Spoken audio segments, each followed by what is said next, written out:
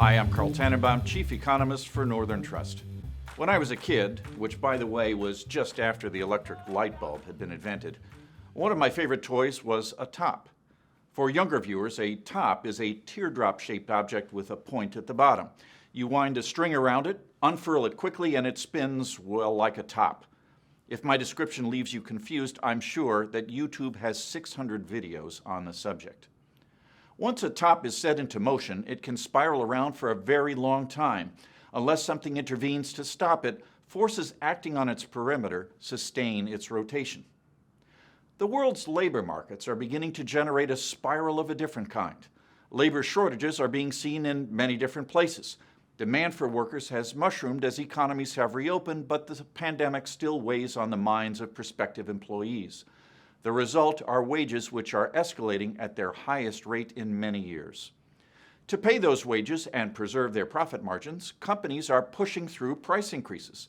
Prior to the pandemic, consumers were resistant to such efforts, but today they seem willing to pay. Surveys of corporate pricing power are at multi-year highs. As the prices of goods and services go up, workers will want their pay to keep pace. The 2% raises of yesteryear are not enough to keep up with today's elevated inflation rates. Studies consistently show that labor markets clear on real, not nominal wages. In this fashion, a feedback loop between wages and prices becomes entrenched. Once the process starts, it is very hard to arrest. A wage price spiral was one of the drivers of the high inflation rates seen in Western countries a generation ago, and it took painful policy forces to slow it down. Technology within firms that makes the most of available labor can help to keep costs from pushing too hard on expenses.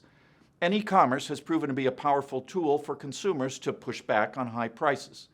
Both of these forces should gain strength in the years ahead, but they don't seem to be that potent today.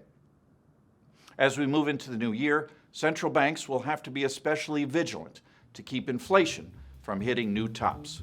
And that's The View from here.